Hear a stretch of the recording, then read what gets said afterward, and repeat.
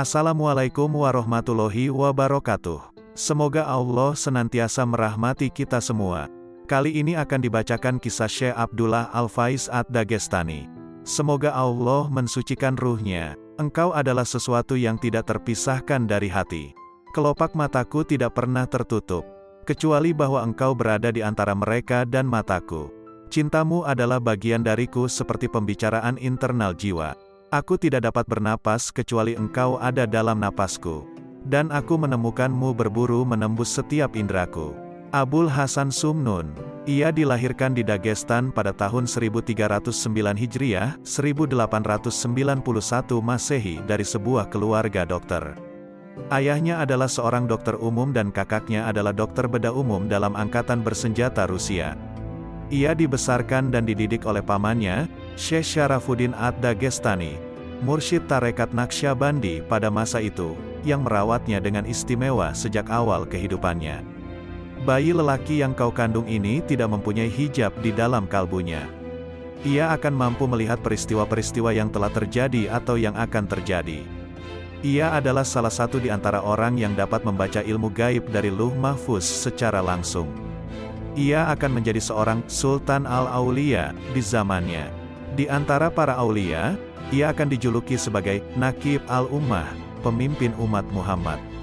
Ia akan menyempurnakan kemampuan untuk bersama Tuhan dan pada saat yang sama bersama orang-orang. Ia akan mewarisi rahasia dari Nabi, di mana beliau pernah bersabda, "Aku mempunyai satu wajah menghadap pada Sang Pencipta, dan satu wajah memandang pada ciptaannya. Dan aku mempunyai 1 jam dengan Sang Pencipta dan 1 jam bersama ciptaannya. Jika telah lahir, berilah ia nama Abdullah, karena ia akan membawa rahasia penghambaan.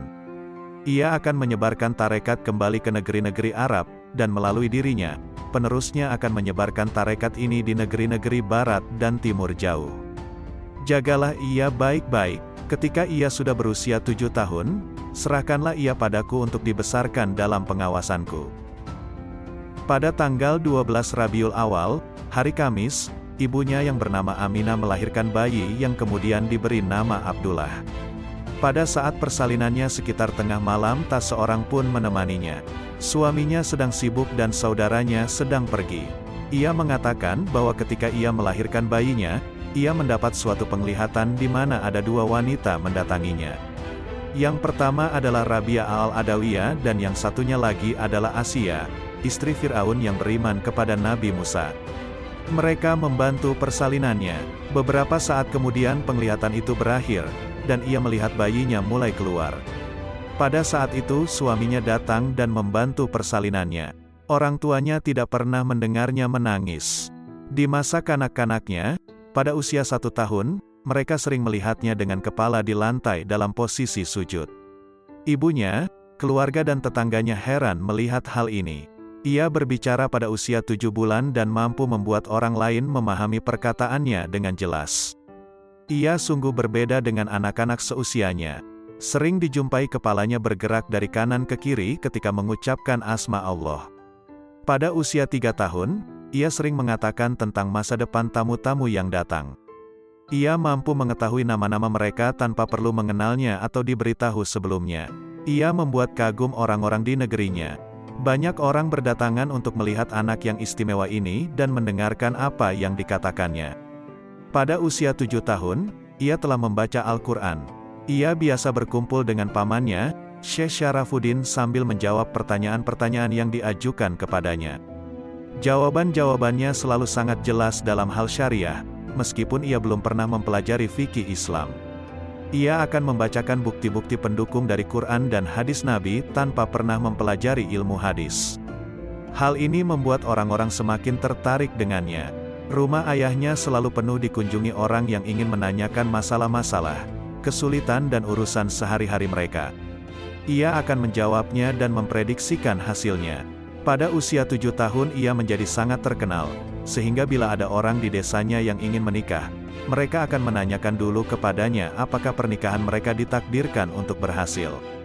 Lebih dari itu, mereka bertanya apakah pernikahannya itu telah sesuai dengan kehendak Allah sebagaimana yang dituliskan di dalam Lauh Mahfuz. Para ulama saat itu memverifikasi keputusan-keputusannya dan menerima yuridisinya. Orang-orang yang alim di masanya sangat mengagumi ilmu yang dimilikinya. Walaupun ia baru berusia 7 tahun, mereka akan datang dari jauh untuk mendengarkan ilmu spiritual yang mengalir darinya bagaikan sebuah mata air. Pamannya bertanya bagaimana ia bisa berbicara terus-menerus dengan begitu mudahnya. Ia menjawab, "Wahai pamanku, hal itu datang kepadaku seperti kata-kata yang tertulis di hadapanku dari hadirat ilahi. Aku hanya tinggal melihat dan membaca apa yang tertulis." Ia sering membahas masalah-masalah dari ilmu yang dalam yang sebelumnya belum pernah dibicarakan. Pada usia 7 tahun ia bicara kepada orang-orang arif di masa itu, "Jika aku berbicara mengenai ilmu ilahi yang telah dimasukkan ke dalam kalbuku, bahkan para aulia pun akan memotong tenggorokanku." Ia sangat teliti dalam menjaga rambu-rambu syariah. Ia yang pertama kali datang ke masjid ketika waktu salat tiba, 5 kali sehari. Ia yang pertama hadir untuk berzikir. Ia yang pertama hadir dalam pertemuan dengan para ulama. Ia yang pertama hadir dalam pertemuan-pertemuan spiritual. Ia termasyhur dalam menyembuhkan orang-orang yang sakit dengan membacakan surat Al-Fatihah.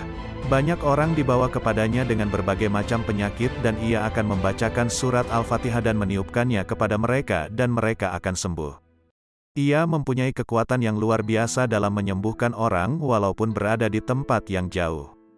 Banyak orang yang datang kepadanya meminta bantuannya untuk orang tua, istri, atau siapapun yang sakit namun tidak dapat mendatanginya. Ia akan membacakan surat Al-Fatihah sekali dan mengirimkannya untuk mereka, dan dalam waktu singkat mereka akan sembuh, dimanapun tempatnya. Penyembuhan adalah salah satu keistimewaan yang dimilikinya di antara keistimewaan-keistimewaan lainnya yang sangat banyak. Berbicara tentang dirinya, "Aku adalah seorang keturunan Miqdad bin Al-Aswad, seseorang yang ditunjuk oleh Nabi sebagai wakil beliau setiap kali beliau meninggalkan Madinah dalam suatu perjalanan.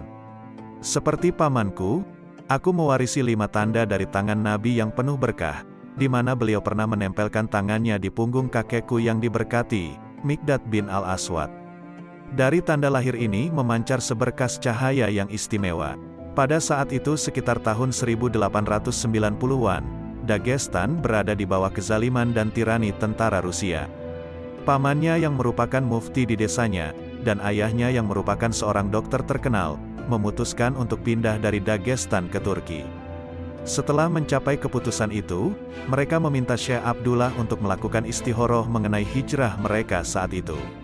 Syekh Abdullah mengisahkan peristiwa itu.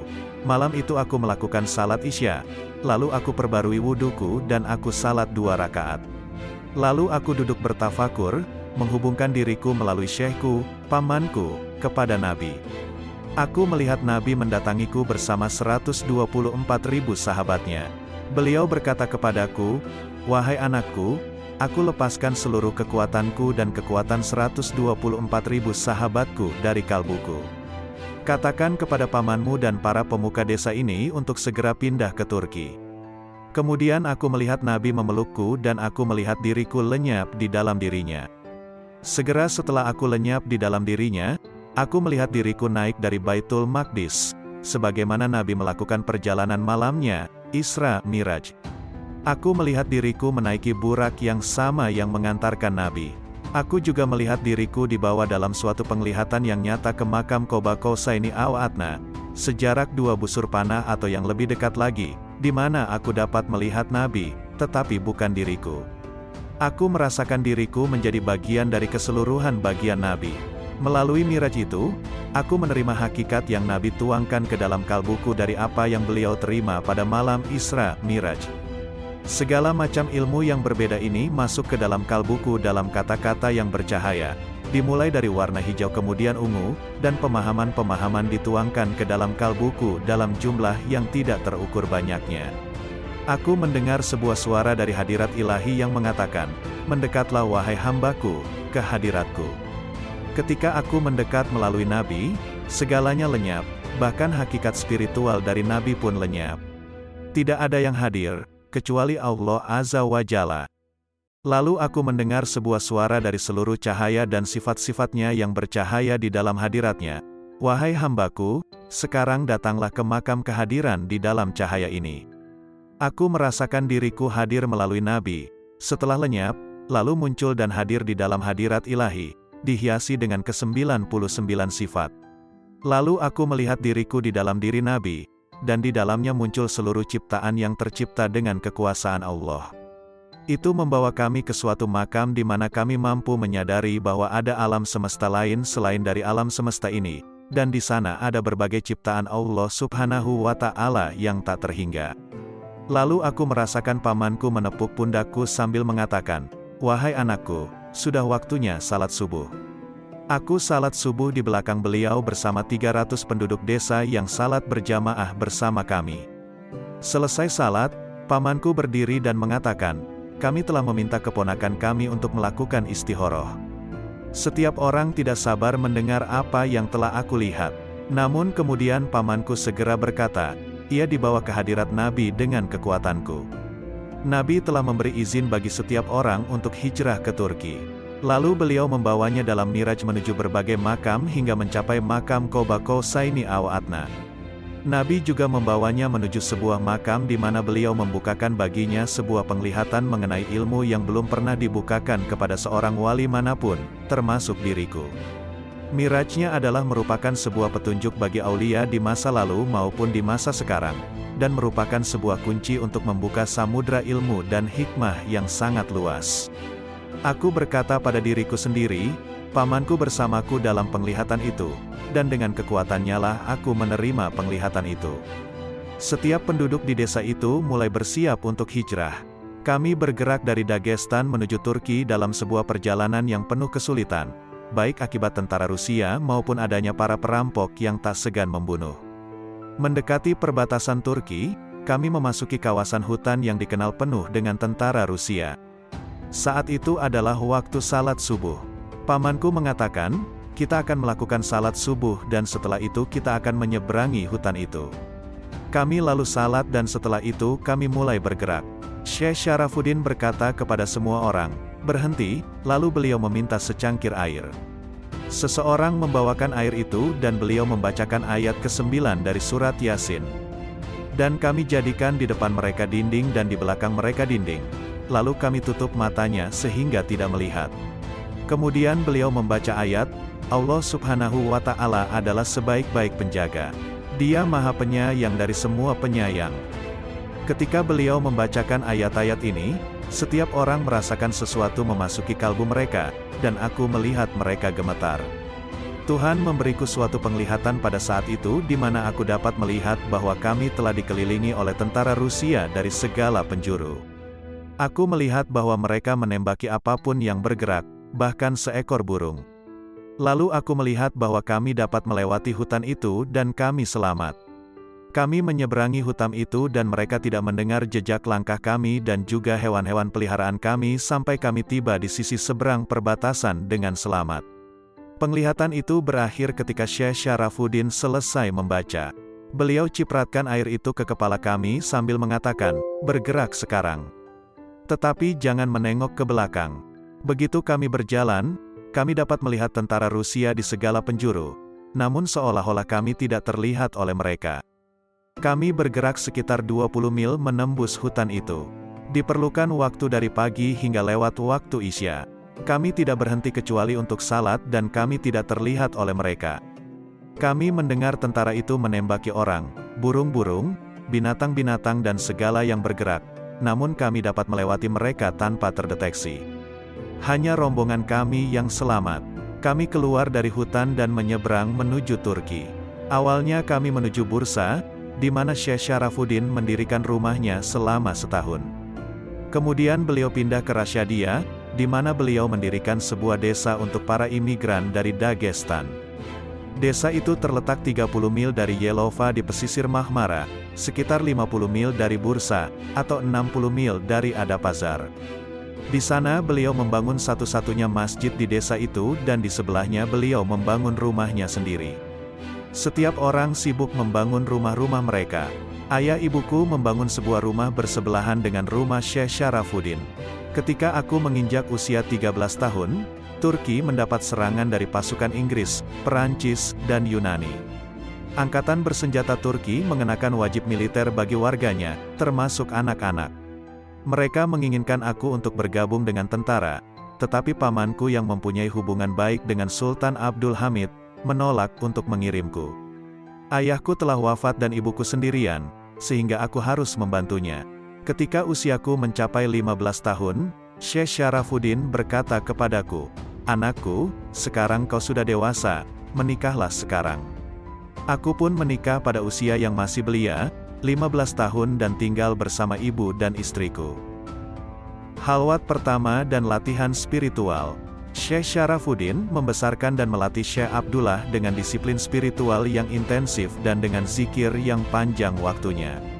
6 bulan setelah pernikahannya ia diperintahkan untuk memasuki halwat selama 5 tahun. Ia mengatakan, "Aku masih pengantin baru 6 bulan ketika syekhku memerintahkan aku untuk memasuki halwat selama 5 tahun.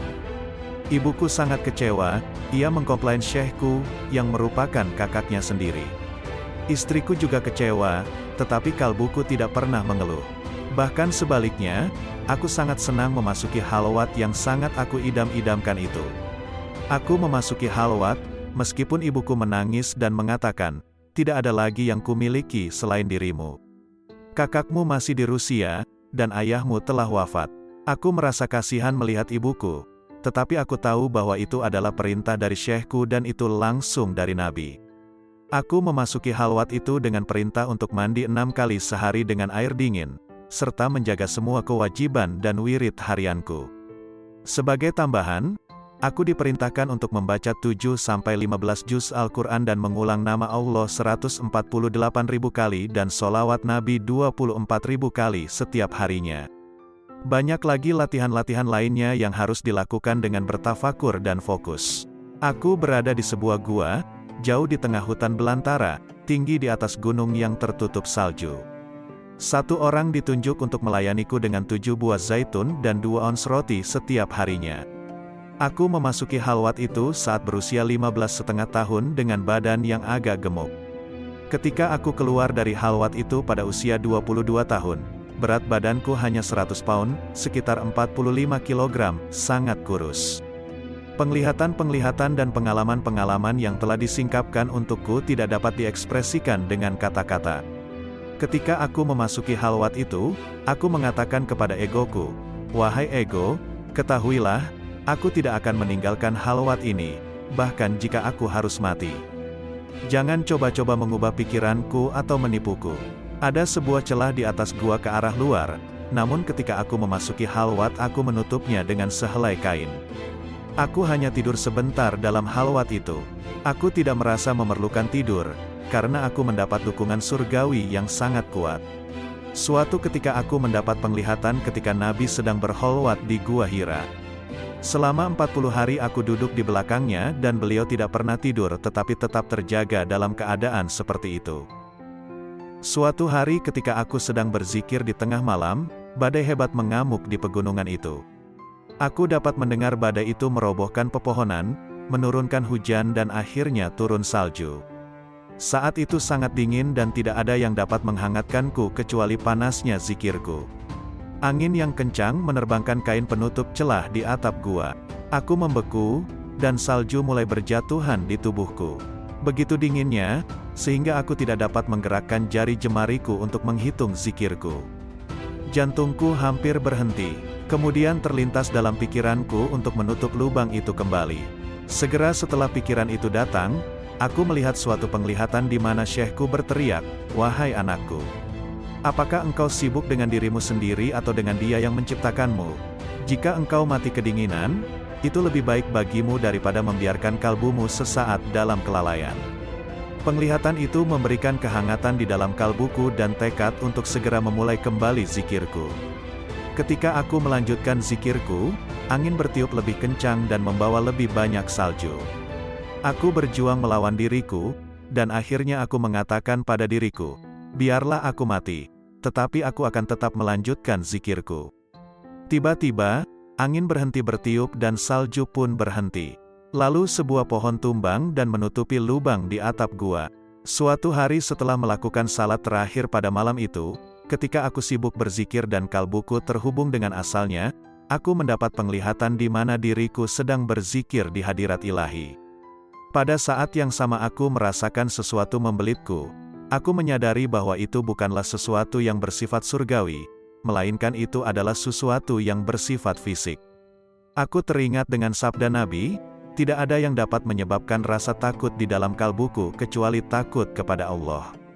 Meskipun aku merasa ada sesuatu yang membelit tubuhku, kalbuku tetap tidak terganggu di dalam hadirat ilahi. Pada tingkatan itu aku mencapai makam kesadaran akan jumlah, wukuf adadi, dari 777.777 kali pengulangan asma Allah. Ketika akan melanjutkannya ke angka 777.778 aku mendengar suara dari hadirat ilahi, "Wahai hambaku, malam ini engkau telah mencapai rahasia dari wukuf adadi dan telah mendapat kunci untuk makam tersebut. Masuklah ke dalam hadirat kami dalam makam Kalimullah, makam seseorang yang mampu berbicara kepada Tuhannya, makamnya Nabi Musa ketika beliau berbicara langsung dengan Allah." Aku melihat bahwa aku berbicara dengan hadirat ilahi dan aku menerima jawaban atas pertanyaan-pertanyaan yang belum pernah dicapai oleh para aulia sebelumnya. Aku ambil kesempatan itu untuk bertanya kepada Allah Subhanahu wa Ta'ala, "Ya Allah, apakah namamu yang teragung?" Dan aku mendengar, "Wahai hambaku, kau akan diberi jawabannya nanti." Lalu penglihatan itu lenyap bertepatan dengan waktunya untuk salat subuh. Sebelum melakukan salat, aku diwajibkan untuk mandi dengan air dingin. Tentu saja di sana tidak ada air yang mengalir, oleh sebab itu aku harus menggunakan salju yang dicairkan untuk mandi. Ketika aku akan mandi untuk salat, aku melihat kepala seekor ular tepat menghadap ke wajahku. Ternyata dialah yang telah membelit tubuhku. Kepalanya sangat tenang, bila ada sedikit gerakan saja karena takut, ia akan menyerangku. Aku tidak mempedulikan ular itu. Aku tahu jika aku merasa takut, ia akan menyerangku. Jadi di dalam pikiranku, aku membuatnya tidak ada. Aku tidak bisa mandi dengan ular yang membelitku, namun perintah Syekh harus kupatuhi. Jadi aku mengguyur air di sekujur pakaianku dan ular itu. Selama 40 hari, ular itu tetap membelitku. Ketika salat, ular itu menggerakkan kepalanya untuk memberi kesempatan aku bersujud. Selama 40 hari, ular itu terus menatapku, menungguku berbuat kesalahan atau ketakutan, untuk kemudian menyerangku.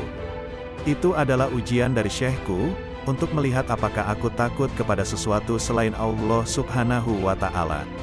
Akhirnya hal itu berakhir, ular itu mulai melepaskan belitannya dari tubuhku. Ia berhenti sebentar di hadapanku dan kemudian menghilang. Syekh Abdullah menghabiskan waktu 5 tahun dalam halwat khusus itu, yang berakhir ketika usianya 22 tahun. Ketika ia kembali, ia sudah memenuhi syarat untuk mengikuti wajib militer. Kali ini ia pun bergabung dengan angkatan bersenjata. Mirajnya, Syekh Abdullah bercerita mengenai sebuah insiden yang terjadi selama pengabdiannya dalam angkatan bersenjata Kekhalifahan Utsmani, Ottoman. Aku berjumpa dengan ibuku hanya dalam waktu 1 atau 2 minggu. Mereka lalu membawaku ke sebuah pertempuran yang dikenal dengan Safar Barlik di Dardaneles. Suatu hari terjadi serangan dari musuh dan sekitar 100 orang dari kami ditinggalkan untuk mempertahankan wilayah perbatasan. Aku adalah seorang penembak jitu yang mampu mengenai sehelai benang dari jarak jauh.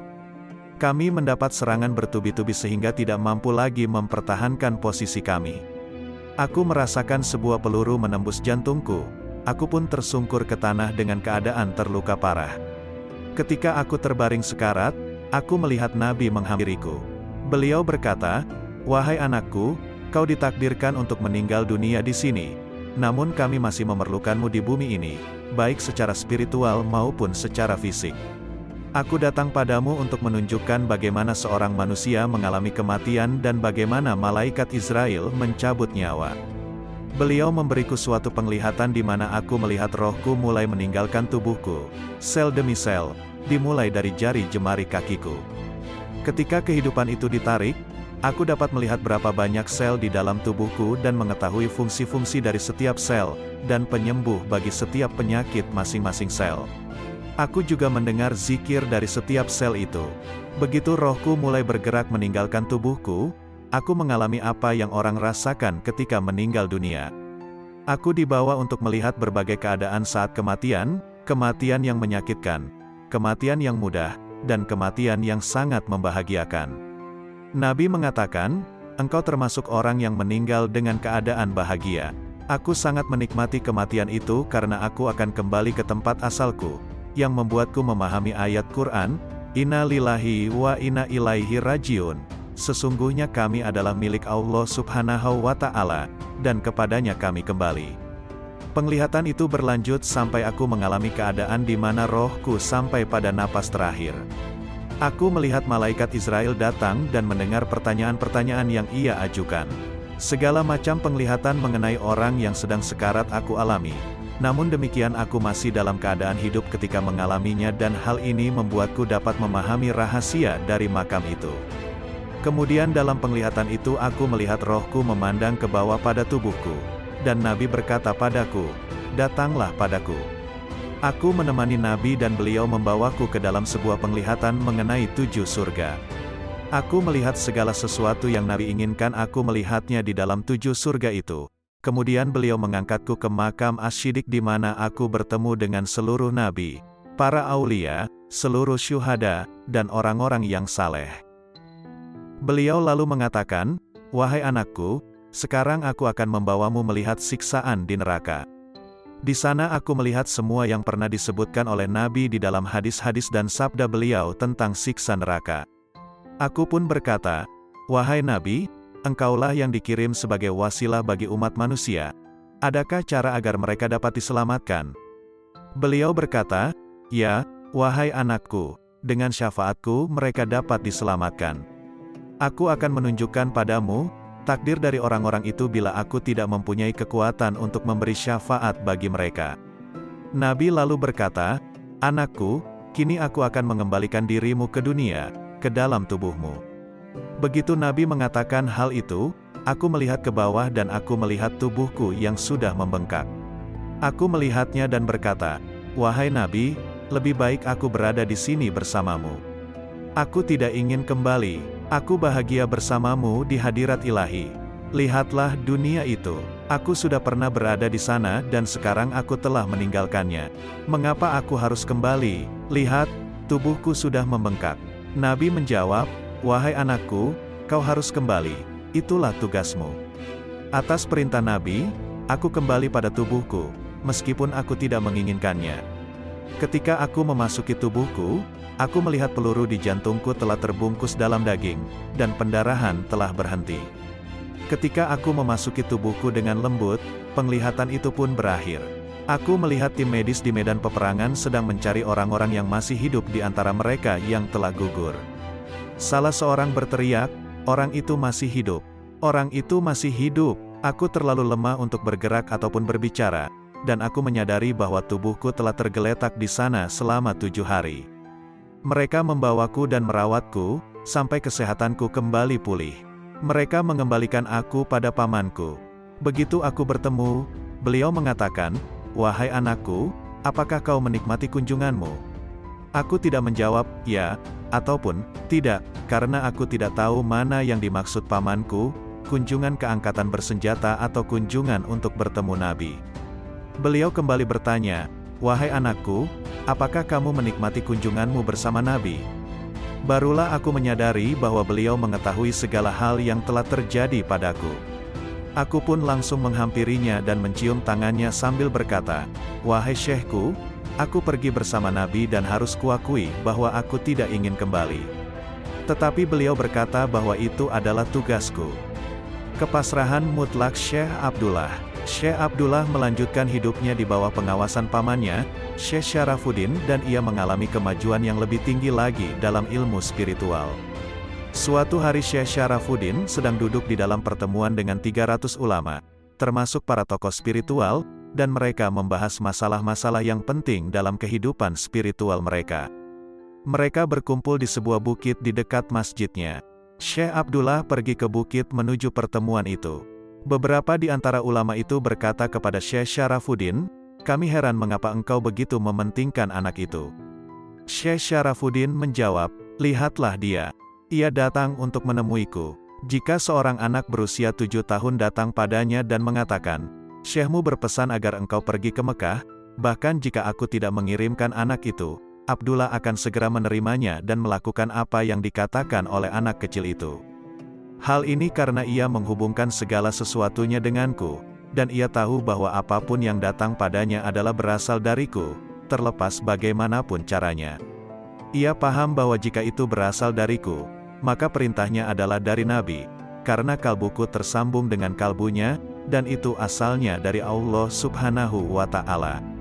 Sekarang, jika hal itu terjadi, ia akan segera pergi tanpa menemui istri atau ibunya untuk berpamitan dan tidak pula mempersiapkan segala sesuatu sebagai bekal. Ia akan langsung melangkahkan kakinya menuju ke Mekah. Itulah sebabnya mengapa aku menganggap dirinya penting. Selain itu aku juga mengetahui pada makam apa ia berada sekarang. Makamnya saat ini belum pernah mampu dimasuki atau bahkan dilihat oleh orang-orang sebelumnya, termasuk diriku. Ia telah mencapai makam yang lebih tinggi daripada makamku dan lebih tinggi daripada makam syekhku dalam tarekat ini. Karena tarekat berlanjut dari satu syekh kepada syekh lainnya, ia bergerak semakin tinggi tingkatannya.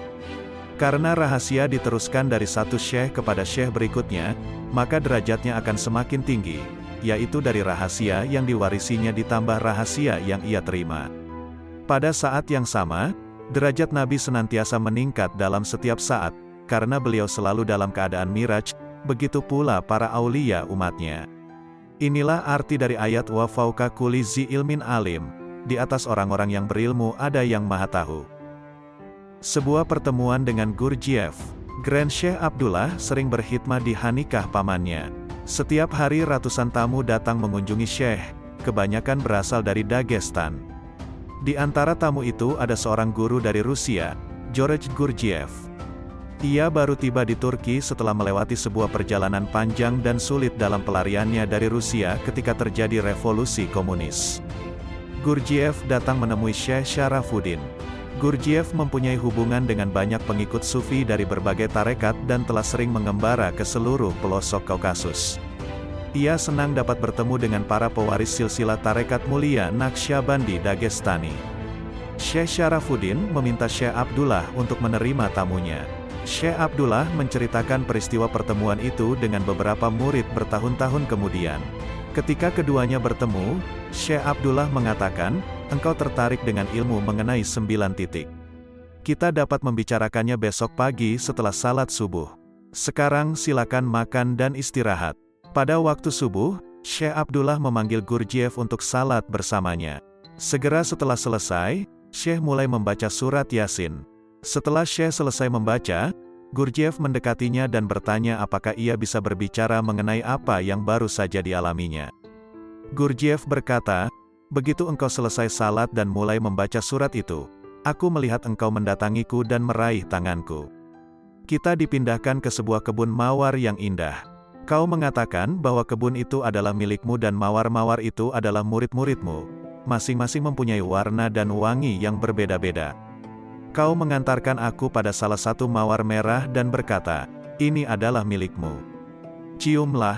Saat aku menciumnya, aku melihat mawar itu mekar dan aku lenyap di dalamnya dan menjadi mawar itu.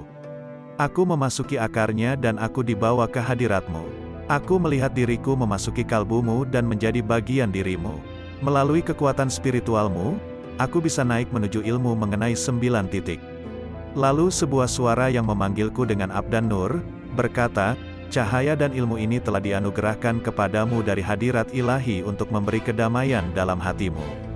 Namun kau tidak boleh menggunakan kekuatan ilmu ini. Suara itu mengucapkan selamat tinggal dan penglihatan berakhir saat engkau selesai membaca Yasin. Syekh Abdullah menjawabnya, surat Yasin dinamakan Kalbu Al-Quran oleh Nabi Suci dan ilmu mengenai 9 titik ini dibukakan padamu melalui surat ini. Penglihatan itu adalah berkah dari ayat Salamun Kaulan Min Rabbir Rahim, Salam. Sebagai ucapan dari Yang Maha Penyayang. Setiap titik dari 9 titik itu diwakili oleh satu dari 9 wali yang mempunyai tingkatan tertinggi di hadirat ilahi. Mereka adalah kunci-kunci menuju kekuatan yang tak terhingga di dalam manusia, tetapi belum ada izin untuk menggunakan kunci-kunci ini. Ini adalah sebuah rahasia yang secara umum tidak akan dibuka sampai hari kiamat ketika Imam Mahdi telah muncul dan Nabi Isa telah kembali. pertemuan kita ini telah diberkati. Jagalah itu sebagai rahasia di dalam hatimu dan jangan membicarakan hal itu dalam kehidupan ini. Abdan Nur, itulah namamu bersama kami, kau bebas untuk tinggal di sini atau pergi karena tanggung jawabmu memungkinkan. Engkau selalu kami terima, engkau telah mencapai keselamatan dalam hadirat ilahi. Semoga Allah memberkatimu dan memberimu kekuatan dalam pekerjaanmu. Makam-makam dan perkataannya setelah halwat kedua. Pada usia 30 tahun, Syekh Abdullah diperintahkan untuk memasuki halwat kedua selama 5 tahun. Selama halwat itu, banyak penglihatan dan makam-makam yang dianugerahkan kepadanya, yang mustahil untuk dijabarkan di sini. Setelah ia menyelesaikan halwat kedua, kekuatan hakikatul jazbah, daya tarik spiritualnya semakin meningkat. Ia menjadi sangat terkenal bahkan semasa hidup Syekh Syarafuddin. Orang-orang berdatangan untuk belajar darinya. Berikut ini adalah beberapa perkataannya. Aku tidak berbicara kepada kalian tentang suatu makam atau tajali atau peringkat, rutbah, tertentu kecuali aku pernah memasuki makam itu atau mengalami tajalinya. Aku tidak seperti yang lain. Aku tidak berbicara dengan memisahkan pandanganku dari kalbuku, menerangkan secara detail mengenai makamat kepada kalian tanpa mengetahui hakikatnya. Tidak. Pertama-tama aku mengikuti jalurnya dan melihat apa itu. Aku mempelajari hakikat-hakikat dan rahasia-rahasia yang dapat ditemukan sepanjang jalur itu dan aku bekerja dengan caraku sepanjang jalur itu sampai aku mencapai ilm al-yakin, ain al-yakin, dan hak al-yakin, tahapan penyaksian, musyahadah seseorang kepada Allah Subhanahu wa Ta'ala. Barulah setelah itu aku berbicara kepada kalian, memberi kalian sedikit rasa dari apa yang telah kurasakan sampai aku mampu membuat kalian mencapai makam itu tanpa membuat kalian lelah dan memberi kalian kesulitan. Ada 5 makam dalam kalbu, yaitu, Qalb, Sir, Sir Asir, Hafa dan Afa. Qalb adalah kalbu, Sir adalah rahasia, Sir Asir adalah rahasia dari rahasia, Hafa adalah yang tersembunyi, dan Afa adalah yang paling tersembunyi. Rahasia tarekat ini berdasarkan pada kelima lataif kalbu ini. Latifah al-Qalb, Latifah kalbu, berada di bawah wewenang Sayyidina Adam, karena ini mewakili aspek fisik dari kalbu.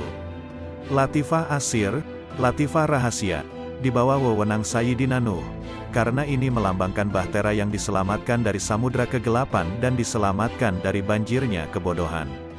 Latifah Sir Asir, Latifah rahasia dari rahasia, berada di bawah wewenang 2 orang nabi, yaitu, Ibrahim dan Musa, yang melambangkan hadirat ilahiyah Allah di bumi.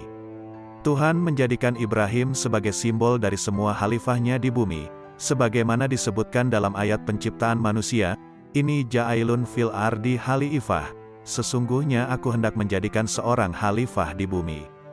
Musa telah diberkati dengan pendengaran dan berbicara kepada Allah yang merupakan dua atribut penting dari ilmu. Latifah al-Hafa, Latifah yang tersembunyi, di bawah wewenang Sayyidina Isa, karena hubungannya dengan ilmu yang tersembunyi, beliau melambangkan pemahaman spiritual. Latifah al-Afa, Latifah yang paling tersembunyi, berada di bawah hakikat Sayyidina Muhammad, karena beliau dianugerahi sebuah makam yang tinggi di atas semua nabi dan rasulnya. Beliau adalah yang diangkat pada malam Isra Miraj menuju hadirat ilahi. Ini dilambangkan oleh kalimat tauhid, karena tidak ada la ilaha illallah tanpa Muhammadun Rasulullah. Cahaya-cahaya dari makam-makam ini telah ditunjukkan kepadaku.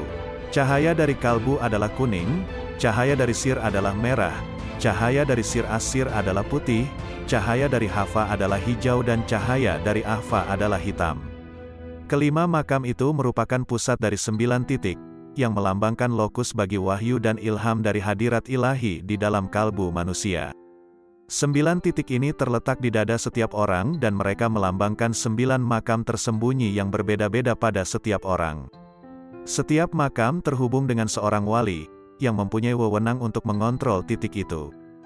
Jika seorang pencari dalam tarekat Naqsyabandi dapat menyingkap hijab dan membuat kontak spiritual dengan aulia yang berwenang atas titik-titik ini, ia dapat diberikan ilmu dan kekuatan untuk menggunakan ke-9 titik ini.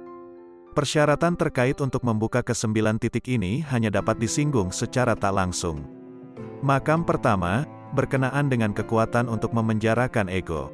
Kunci dari makam kedua adalah zikir dengan la ilaha illallah. Makam ketiga berisi penyaksian, musyahadah, ukiran nama Allah di dalam kalbu, nakshi. Makam keempat berhubungan dengan makna ukiran pada kalbu itu. Makam kelima adalah menanamkan ukiran itu dengan zikir kalian. Pada makam keenam kalbu atau jantung dibuat untuk berhenti berdetak atas perintahnya dan berdetak kembali atas perintahnya. Makam ketujuh adalah menjadi awas atau menyadari berapa kali seseorang menghentikan jantungnya berdetak dan berapa kali ia membuat jantungnya kembali berdetak.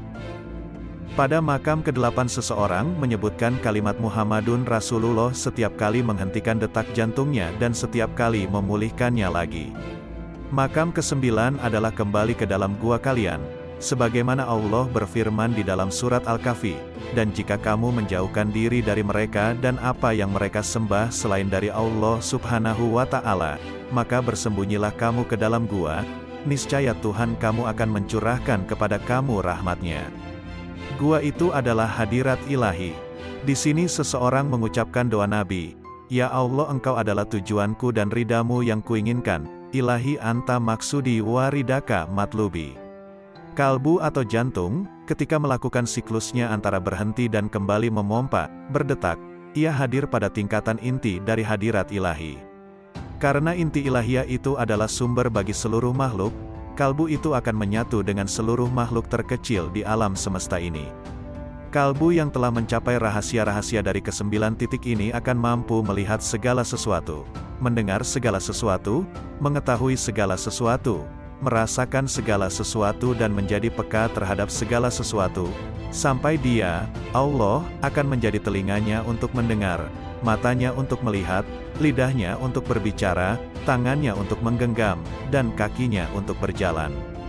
Ia menjadi seperti Tuhan, ia hanya perlu mengatakan, kun.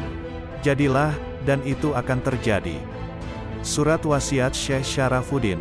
Pada hari-hari terakhir beliau, Syekh Syarafuddin menulis surat wasiatnya dan memberikannya kepada Syekh Abdullah. Saat itu beliau meramalkan, "Sepeninggalku, sebuah kesempatan akan datang padamu untuk meninggalkan Turki. Ambillah kesempatan itu, karena tugasmu bukan di sini, tetapi di luar Turki." Syekh Abdullah mempunyai 2 orang putri dari istrinya yang bernama Halimah. Yang tertua bernama Rabia dan adiknya bernama Madiha. 9 anak lainnya tidak bertahan hidup. Begitu Syekh Syarafuddin wafat, sebuah utusan Raja Faruk dari Mesir datang untuk menyampaikan bela sungkawa dari Raja, karena Syekh Syarafuddin mempunyai banyak pengikut dari Mesir. Salah satu pangeran yang ikut dalam delegasi itu tertarik pada putri Syekh Abdullah, Madiha, dan ingin melamarnya. Syekh Abdullah menyadari bahwa ini adalah kesempatan untuk meninggalkan Turki sebagaimana yang pernah dikatakan oleh syekhnya. Ia segera menerima lamaran itu, dan tanpa keberatan dari putrinya, pernikahan pun segera dilangsungkan. Tak lama kemudian ia menerima undangan dari menantunya untuk datang ke Mesir. Ia mengatakan, "Aku pergi ke Mesir dan tinggal bersama putriku." Hubungan antara putriku dengan suaminya tidak begitu baik. Tidak berapa lama pernikahan itu pun berakhir pada perceraian. Aku melaksanakan nasihat syekhku untuk mengambil kesempatan itu. Bersama istri dan putri-putriku, aku berangkat dari Alexandria menuju Latakia dengan kapal.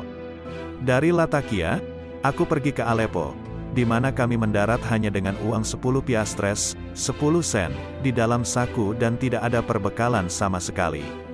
Kami menuju masjid untuk salat maghrib.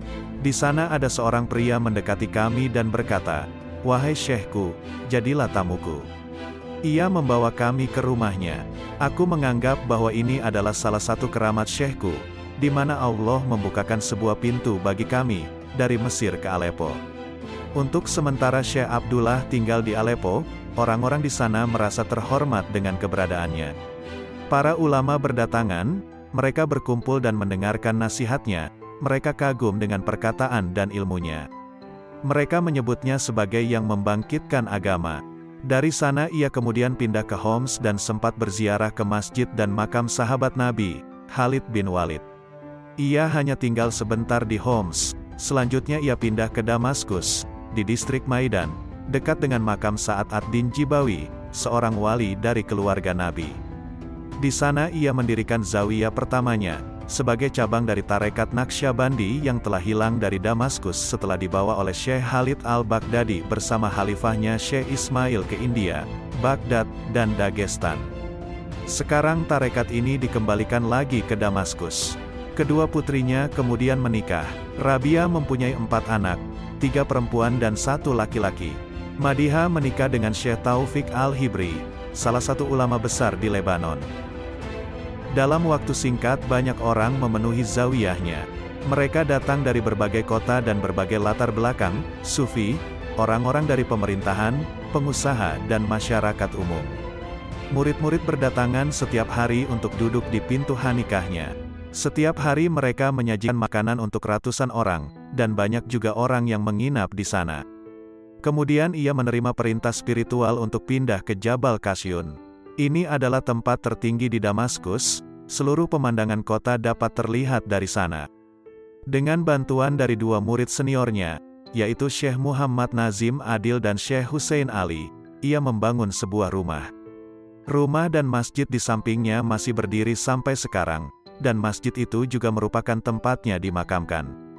Dalam suatu penglihatan ketika ia membangun masjid itu, ia melihat Nabi bersama Abu Bakar As-Siddiq, Ali, Syah Naqsband dan Ahmad Al-Faruqi datang dan meletakkan beberapa tiang penanda bentuk dan lokasi dinding masjid. Setelah penglihatan itu berakhir, tanda-tanda itu dapat terlihat dan orang-orang yang hadir pun bisa melihatnya. Selama bertahun-tahun, ratusan ribu orang telah mendatangi masjid itu untuk penyembuhan, salat, praktik-praktik ibadah dan mempelajari berbagai ilmu eksternal, lahir dan internal, batin. Seringkali ia diperintahkan oleh Nabi untuk melaksanakan halwat-halwat lainnya. Waktunya bervariasi antara 40 hari hingga setahun. Ia telah melakukan lebih dari 20 halwat sepanjang hidupnya. Beberapa di antaranya dilaksanakan di Damaskus, Jordan, Baghdad di makam Syekh Abdul Qadir Jailani, dan banyak yang dilakukan di Madinah. Dalam setiap halwat, kekuatan spiritual dan derajatnya semakin tinggi. Suatu hari ia mengirimkan pesan melalui Syekh Nazim untuk Syarif Abdullah, Raja Yordania pada waktu itu. Ia adalah salah satu murid Syekh. Pesannya berbunyi, "Jangan melakukan salat berjamaah khususnya pada hari Jumat, karena aku mendapat penglihatan bahwa kau akan terbunuh." Namun Raja tidak mengindahkan peringatan itu, dan seminggu kemudian ia tewas ketika kembali dari salat Jumat. Bertahun-tahun kemudian, seorang sepupu kami mendapat kecelakaan karena terjadi penembakan di Beirut. Ia dibawa ke ruang gawat darurat untuk dioperasi. Kami menemui Grand Sheikh, karena khawatir dengan keadaannya. Baru saja kami sampai dan hendak memberitahunya, ia sudah berkata, "Kembalilah. Sudah tertulis bahwa dia akan meninggal dunia, namun dengan doa-doaku dia akan hidup." Operasi yang dilakukan akan berhasil. Ketika kami kembali, sepupu kami sudah dalam keadaan koma dan mereka membawanya untuk dioperasi. Kami memberitahu ibunya tentang apa yang dikatakan oleh Grand Sheikh untuk memberinya harapan. Besoknya, sepupu kami telah siuman. Ia mengatakan, "Aku melihat Grand Sheikh datang dan mengoperasiku. Itulah yang telah menyelamatkan aku." Syekh Abdullah sering berbicara tentang qada, atau hal-hal yang telah ditentukan oleh Allah Subhanahu wa Ta'ala sebelumnya. Ia mengatakan, telah diketahui bahwa ada 2 macam qada, atau takdir Allah. Yang pertama adalah keadaan mualak, yaitu takdir yang bergantung kepada sesuatu atau dapat berubah. Hal ini sudah tertulis di Lauh Mahfuz. Hal ini akan bervariasi tergantung pada kemauan dan perilaku, sebab dan akibat. Semua aulia dapat mengubah qada semacam ini bagi murid-muridnya untuk melatih mereka dan mempengaruhi takdirnya dengan mengubah perilaku dan perbuatan mereka. Wewenang untuk mengubah keadaan mualak ini diberikan kepada Syekh untuk murid-muridnya karena mereka terhubung satu sama lain dengan kehendak ilahi. Qada yang kedua terkandung di dalam Ummul Kitab. Sebagaimana disebutkan dalam ayat, Allah Subhanahu wa Ta'ala menghapuskan apa yang Dia kehendaki dan di sisinya Ummul Kitab, dan ini disebut keadaan mubram, yang artinya takdir Allah yang pasti berlaku.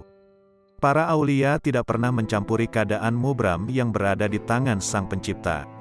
Allah memberi wewenang untuk mengubah keadaan mubram ini hanya kepada 9 aulia yang mempunyai posisi tertinggi dalam hadirat ilahi. dengan izin dari Nabi yang merupakan orang pertama yang mendapat kekuatan itu dari Allah.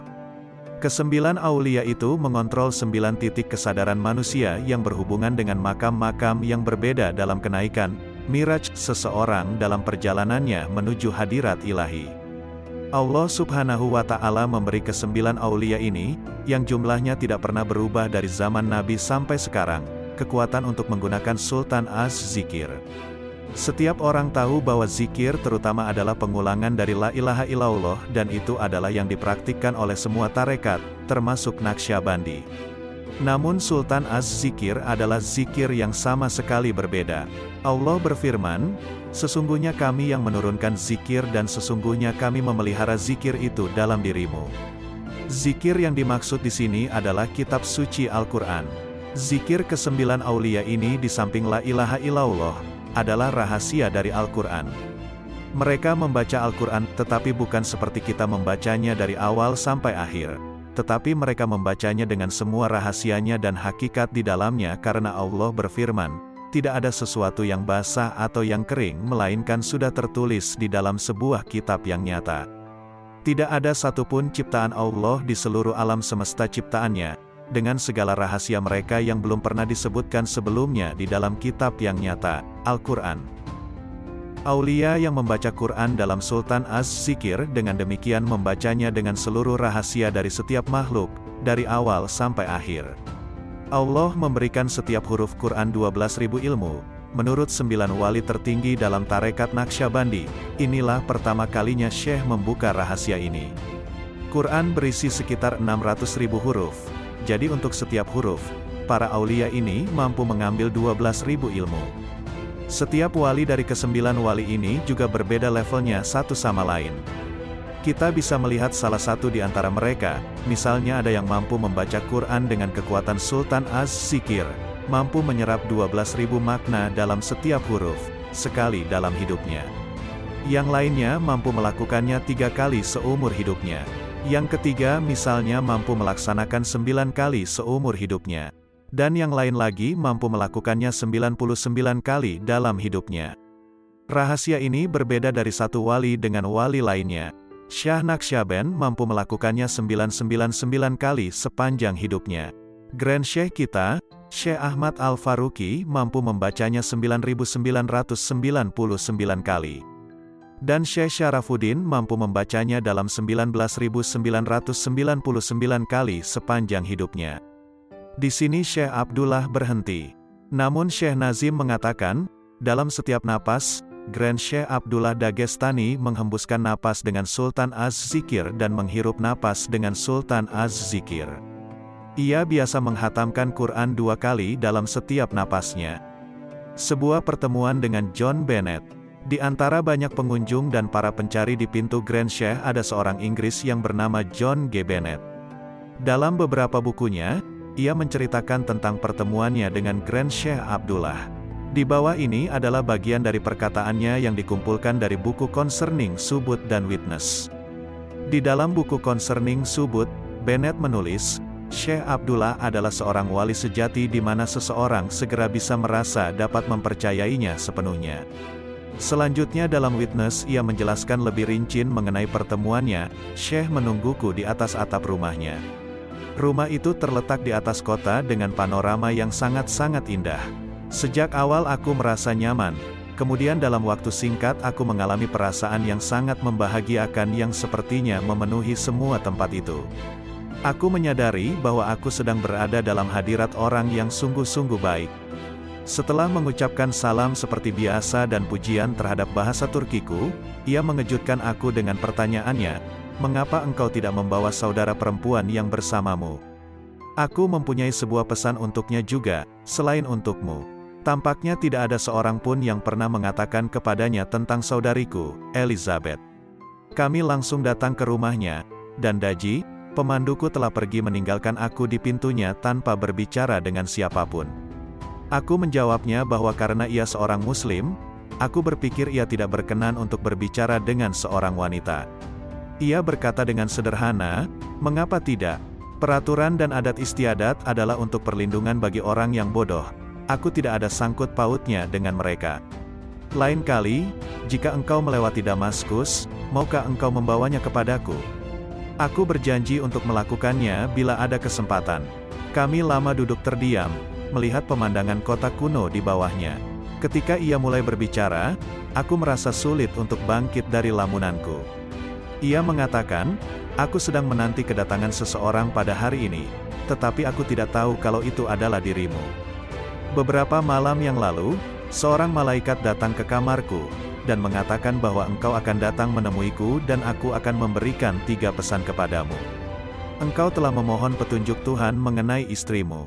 Ia berada dalam penjagaan Tuhan. Engkau telah berusaha untuk menolongnya, tetapi ini adalah hal yang salah. Engkau telah mengganggu pekerjaan yang sedang dilakukan Tuhan terhadap rohnya. Tidak ada alasan untuk mengkhawatirkannya, dan tidak ada gunanya bagimu untuk mencoba mengerti. Pesan kedua adalah tentang rumahmu. Engkau memohon kepada Tuhan agar diberi petunjuk, apakah harus mengikuti kata hatimu atau mengikuti orang lain. Kau harus percaya pada diri sendiri. Kau akan dianiaya oleh orang Armenia, tetapi jangan takut. Kau harus menarik banyak orang untuk mengikutimu. Jangan ragu-ragu walaupun hal itu membuat orang lain marah." Ia kembali terdiam. Aku kagum dengan 2 hal yang disampaikan tadi. Memang benar bahwa aku telah berdoa agar diberi petunjuk terhadap kedua pertanyaan itu. Pesan terpenting adalah yang terakhir. Kau harus tahu bahwa ada kejahatan besar di dunia ini. Manusia telah menyerahkan diri mereka pada pemujaan materi, dan mereka telah kehilangan kemauan dan kekuatan untuk menyembah Tuhan. Tuhan selalu mengirimkan utusan-utusannya untuk menunjukkan jalan keluar dari situasi semacam itu, dan Dia telah melakukannya lagi pada zaman sekarang. Seorang utusan telah ada di bumi, dan identitasnya telah banyak diketahui orang. Tidak lama lagi ia akan datang ke barat. Orang-orang telah dipilih untuk mempersiapkan jalan baginya, dan telah diperlihatkan kepadaku bahwa engkau adalah salah satu di antara orang-orang pilihan itu. Utusan itu akan datang ke negerimu dan bahkan ke rumahmu. Jangan sampai kau berhenti menyembah Tuhan, hanya saja tidak perlu menunjukkannya. Di luar bersikaplah seperti yang lain. Tuhan telah menunjuk 2 malaikat untuk menjagamu. Yang pertama akan membimbing dan mengarahkanmu sehingga engkau tidak membuat kesalahan seperti dulu lagi. Yang kedua akan melakukan kewajiban-kewajiban agama yang tidak dapat kau lakukan untuk dirimu. Aku menyarankan agar engkau banyak mengucapkan la ilaha illallah di dalam kalbumu, yang artinya tunduk hanya kepada Allah Subhanahu wa Ta'ala semata. Ketika aku mengatakan bahwa ini adalah pernyataan keimanan bagi seorang Muslim, ia menjawab bahwa pada prinsipnya ajaran umat Kristen dan Islam adalah sama, karena fondasi dari semua agama adalah bahwa manusia tidak boleh mengikuti kehendaknya sendiri, melainkan pada kehendak Tuhan. Ketika ia meninggalkan kehidupan ini, kami mengalami berbagai peristiwa yang luar biasa bersama Grand Sheikh kami. Kehidupannya penuh dengan aktivitas yang bermanfaat. Ia selalu tersenyum dan tak pernah marah. Ia tidak mempunyai penghasilan, namun demikian makanan selalu berlimpah di rumahnya. Bagaimana ia memperoleh tunjangan hidup, adalah pertanyaan di dalam pikiran semua orang. Orang-orang akan berdatangan secara mendadak, kadang-kadang jumlahnya mencapai 200 orang, tetapi mereka akan selalu mendapati makanan yang tersedia dan siap disantap bagi mereka. Kami sering bertanya-tanya, dari mana asal nasi, roti dan daging ini? Aku jarang melihatnya tidur di malam hari. Di siang hari, ia selalu menerima tamu-tamu dan malamnya duduk di kamar pribadinya membaca Quran, Dalail al-Khairat, mengamalkan zikir pribadinya atau membaca sholawat Nabi. Ia sering melakukan salat setelah tengah malam hingga subuh. Ia membantu orang-orang yang membutuhkan semampunya dan ia menampung banyak orang yang tidak mempunyai rumah dalam masjidnya. Jiwa kemanusiaannya kuat, lidah ini rasanya tidak mampu menggambarkan akhlak dan perilaku baiknya. Hingga pada suatu hari di tahun 1973 ia mengatakan, "Nabi memanggilku. Aku harus pergi dan menemuinya." Beliau mengatakan, "Kau tidak dapat menemuiku sampai kau menjalani operasi pada matamu," mengacu pada mata kirinya yang tidak begitu baik. Ia memberi tanda pada kami bahwa ia akan meninggalkan kami, namun kami tidak mampu menangkapnya. Ia hidup di dalam sanubari kami dan hidup di dalam semua orang yang pernah mengenalnya, bahkan kucing-kucing yang selalu berada di sekitarnya. Setelah ia menjalani operasi mata, ia tidak mau makan. Kami membujuknya agar ia mau makan, namun ia menolaknya dengan mengatakan, "Aku sedang berada dalam halwat sepenuhnya, karena Nabi memanggilku." Ia hanya berkenan menerima roti kering yang dilembutkan dalam air, sekali sehari. Ia berkata, "Aku tak mau hidup lebih lama lagi. Aku ingin bergabung bersama Nabiku dan berkumpul bersamanya. Beliau memanggilku, Allah Subhanahu wa Ta'ala memanggilku." Ini seperti petir yang menyambar bagi kami, tetapi kami masih belum bisa mempercayainya. Ia kemudian menulis sebuah wasiat yang menyatakan, "Hari Ahad depan aku akan wafat." Berarti tanggal 30 September tahun 1973 atau tanggal 4 Ramadan 1393 Hijriah. Semua orang merasa terkejut dan merasa takut menghadapi apa yang akan terjadi pada hari itu. Saat itu pukul 10, pada hari Ahad, tepat di saat yang telah diprediksikannya, kami semua duduk di kamarnya. Ia berkata kepada saya, "Rasakan detak jantungku." Saya merasakan detak jantungnya, dan itu lebih dari 150. Lalu ia berkata, "Wahai anakku, ini adalah detik-detik terakhir dalam hidupku. Aku tidak ingin ada orang yang berada di sini. Semua orang harus pergi ke aula pertemuan." Di kamar itu hanya ada 10 orang.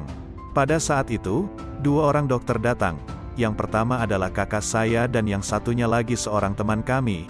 Mereka berdua adalah ahli bedah. Grand Sheikh tidak memperbolehkan orang lain berada di kamarnya, kecuali keluarganya. Kami mendengar putrinya menjerit, "Ayahku telah wafat, ayahku telah wafat." Kami semua berlari menuju kamarnya dan melihat Grand Sheikh sudah tidak bergerak lagi. Segera kakak saya memeriksa denyut jantungnya dan tekanan darahnya, tetapi keduanya tidak terdeteksi. Ia berlari dengan histeris menuju mobil untuk mengambil suntikan dengan obatnya, dan beberapa menit kemudian ia kembali lagi. Ia kembali masuk ke kamar Grand Sheikh dan ingin menyuntik di bagian jantungnya agar kembali berdenyut. Dokter yang lain mengatakan, "Apa yang kau lakukan? Sheikh sudah wafat lebih dari 7 menit yang lalu. Hentikan kebodohanmu." Namun kakak saya tidak mau berhenti dan bersikeras untuk menyuntiknya. Kemudian Grand Sheikh membuka matanya, mengangkat tangannya dan berkata dalam bahasa Turki, "Burak," yang artinya, "hentikan." Semua orang terkejut. Mereka tidak pernah mendengar ada jenazah yang bisa berbicara sebelumnya. Saya tidak akan melupakan hal ini sepanjang hidup saya. Semua yang hadir, profesor dan dokter, mereka pun tidak akan melupakannya. Kakak saya lalu meletakkan peralatannya kembali. Kami berdiri di sana dalam keadaan takjub, tidak tahu apa yang harus dikatakan. Apakah ia sudah wafat atau belum? Apakah ia hanya menyembunyikan diri sementara lalu kemudian kembali lagi? Itulah rahasia yang dianugerahkan oleh Allah kepada kekasih-kekasihnya dan walinya yang menempuh perjalanan di dalam kerajaannya, di dalam cintanya, di dalam rahasia-rahasianya. Itu adalah hari yang tak terlupakan. Berita mengenai wafatnya Grand Sheikh bagaikan tornado yang hebat, berputar ke seluruh Damaskus, Aleppo, Jordan, dan Beirut. Orang-orang datang dari berbagai penjuru untuk melihatnya terakhir kalinya. Kami memandikannya, dan dari jasad sucinya tercium wangi yang harum. Kami mempersiapkannya untuk salat jenazah dan pemakaman keesokan harinya. Seluruh ulama Damaskus menghadiri pemakaman itu. 400.000 orang turut dalam salat jenazah untuknya. Orang-orang berbaris dari rumah mereka hingga ke Masjid Ibnu Arabi, di mana jenazahnya dibaringkan. Ketika kami kembali ke rumahnya setelah salat jenazah, kami melihat peti jenazah meluncur di antara kepala-kepala para pelayat tanpa ada bantuan siapapun, bergerak dari masjidnya menuju tempat pemakaman. Perlu waktu 3 jam untuk kembali dari Masjid Muhyiddin Ibnu Arabi menuju Masjid Grand Sheikh, padahal biasanya hanya ditempuh dalam waktu 20 menit karena padatnya kerumunan para pelayat di jalan. Semua orang menangis, mereka tidak ingin Syekh dimakamkan. Tidak ada yang dapat mempercayainya dan tidak ada yang mau menerimanya. Hal itu membuat kami ingat dengan keadaan para sahabat ketika ditinggalkan oleh Nabi. Kami memahami mengapa Sayyidina Umar, Sayyidina Utsman, dan Sayyidina Ali tidak menerima bahwa Nabi telah wafat. Kami mengalami keadaan yang sama, bahkan kami membayangkan bagaimana bisa Sayyidina Abu Bakar tidak merasakan hal yang sama. Semua pejabat pemerintah dan para ulama datang ke masjid menunggu pemakamannya. Tiba-tiba ada sebuah pesan yang disampaikan kepada imam yang mengatakan, jangan menguburkan Grand Sheikh sampai Syekh Nazim tiba. Tak seorang pun dapat mempercayai pesan itu, karena tidak ada cara untuk mengontak Syekh Nazim yang berada di Siprus. Tidak ada telepon, mesin fax, bahkan telegram pun memerlukan waktu 2 hari. Tidak ada yang percaya bahwa pesan itu adalah nyata. Namun karena cinta kami kepada Syekh, kami senang untuk menunda pemakamannya dan menunggu sampai Syekh Nazim tiba. Saat itu adalah Ramadan, semua orang berpuasa. Para ulama dan massa menjadi gelisah. Orang-orang berkata bahwa mereka ingin pergi. Kami mengatakan bahwa mereka bebas untuk pergi kalau mau, tetapi kami tetap akan menunggu. Setelah beberapa saat, sebagian besar orang lalu pergi, dan hanya pengikutnya yang paling setia yang masih berada di sana. Sebelum matahari terbenam, Syekh Nazim terlihat menaiki tangga. Bagaimana ia bisa sampai dengan cepat, tidak ada yang tahu dan hal itu masih menjadi misteri sampai sekarang. Syekh Nazim membawa jenazah Grand Sheikh kembali ke dalam masjid dan melakukan salat jenazah untuknya. Ia menguburkan jenazah Grand Sheikh dengan tangannya sendiri. Ketika ia mengangkat kain kafan dari wajahnya, kami mencium wangi cendana, ember, dan mus yang tidak pernah kami dapati sebelumnya. Ia lalu memerintahkan kami semua untuk berbuka puasa. Syekh Nazim meminta kami untuk keluar. Hanya saya dan saudara saya yang tetap berada di sana, menyaksikan dari jendela untuk melihat apa yang terjadi di dalam. Ia berdiri di bagian kepala dari makam Grand Sheikh, seperti sedang salat. Lalu dalam sekejap ia menghilang. Peristiwa ini menambah kejutan bagi kami setelah berbagai kejutan yang terjadi. Tidak ada kata yang mampu melukiskan apa yang kami rasakan. 15 menit berlalu, tiba-tiba kami melihat Syekh Nazim muncul kembali di tempat yang sama. Setelah Syekh Nazim keluar, kami segera berlari ke pintu. Ia berkata, "Apa kalian masih di sini? Belum berbuka puasa? Baiklah, lebih baik bersamaku." Kami pun turun dan berbuka puasa bersamanya. Syekh Nazim kembali ke Beirut malam itu juga, kemudian naik pesawat menuju Siprus.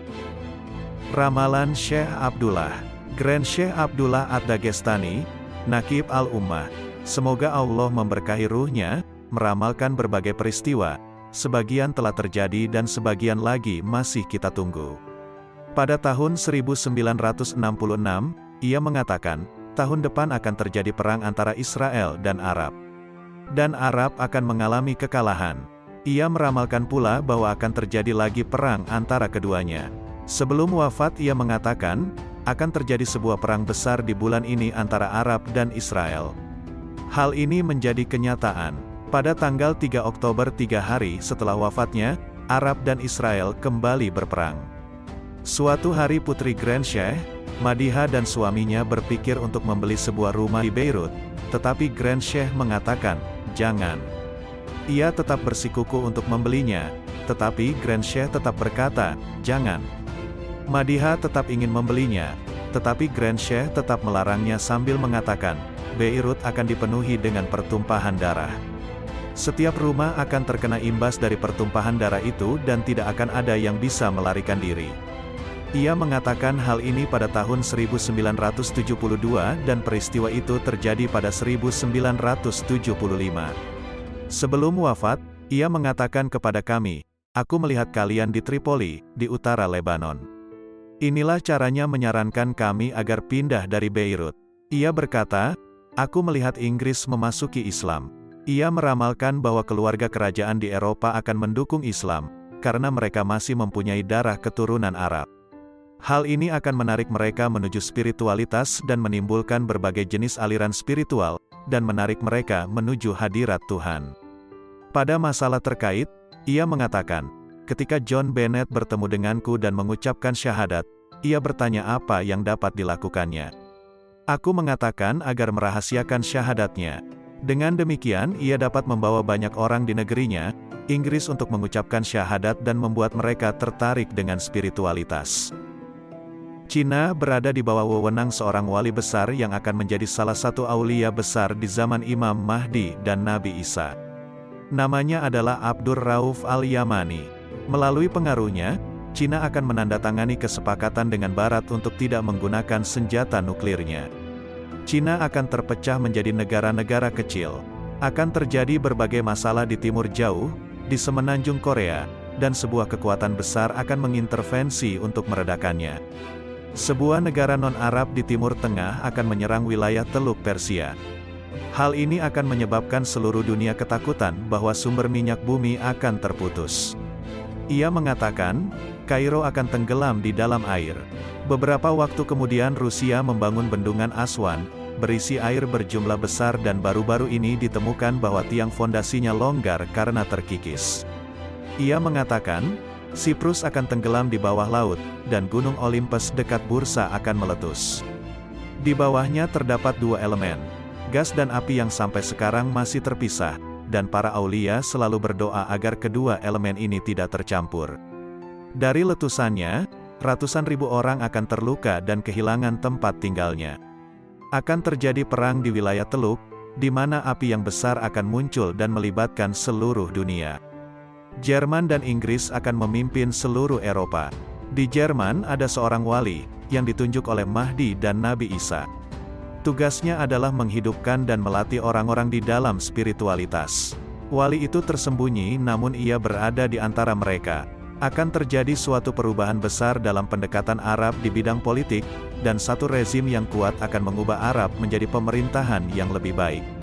Sebelum ia wafat, di dalam sebuah pertemuan pribadi dengan beberapa murid terdekatnya, Syekh Abdullah mengatakan, akan terjadi perdamaian, dan Amerika akan menjadi pemimpin pembicaraan mengenai perdamaian.